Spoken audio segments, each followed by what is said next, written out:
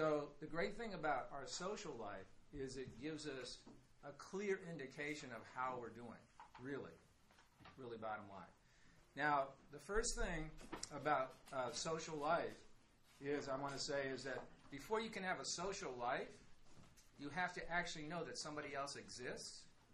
And I would, first of all, ask you to see if in the last week you've actually listened to anyone else to even see if they existed to begin with.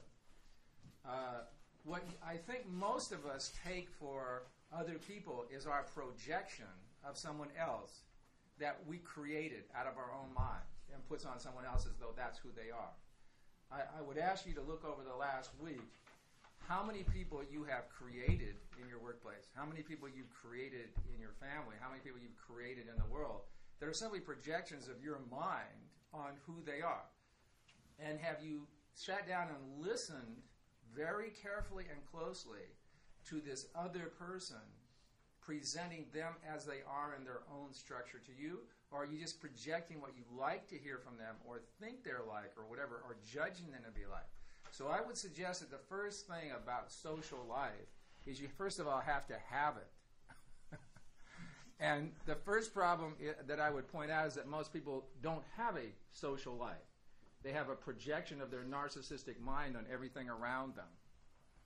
So they're walking around in a kind of narcissistic bubble, which is reinforced by our society through incredible ideas about not growing up and being narcissistic your whole life, getting all your needs met with all this stuff, and watching all this endless sense data coming in, and having no space where you're actually existing in your own self, in your own mind. And not only are you not existing within your own mind, you're not actually relating to anyone else.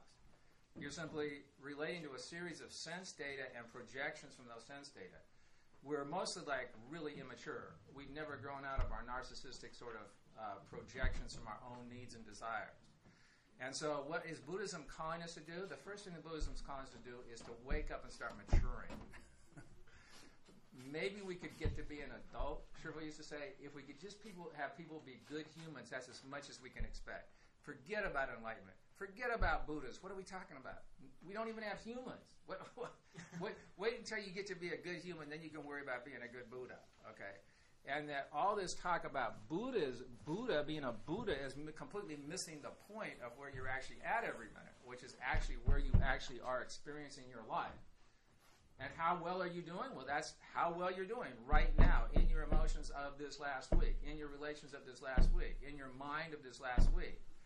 And there's a lot of people I see that are in Buddhism that are in some kind of abstract notion about what they'd like to achieve. That's not where cultivation is. Cultivation is where you actually are right now in the actual process of your own relationships, your own mind, your own state of mind at the moment. So since my topic today is that social aspect, the first thing I would ask all of you to do is actually spend the next week trying to actually experience someone else. That would be a huge undertaking. Many people have never experienced another person. They live in this endless projections of other people, but to actually listen to another person would require that you listen very carefully. That is, what is a bodhisattva? We say, listen to the sounds of the world. When we say Guan Yin Bodhisattva listens to the sound of the world. What is Guan Yin doing? They're listening to, they're peering out of their own mind, and they're listening to someone else's structure of reality that they live in, and paying attention to that, which is something very foreign to you. Not one person is like you. We're each in our own universe. And if you actually listen to someone else, you'll find out that they're very different, and they're very irritating. Because they actually have a lot of ideas, and they have a lot of feelings, and they have a lot of experiences that are not the same as yours. And not only that, they have them that even oppose you. Even people you live with, I hate to tell you this, but even people that you live with for 20 years have ideas that are different than yours. And so instead of how do we do Dharma relationship, we listen to closely and carefully to the existence of another and accord with the causes and conditions of that person. not your projection of that person that you're creating from your own mind.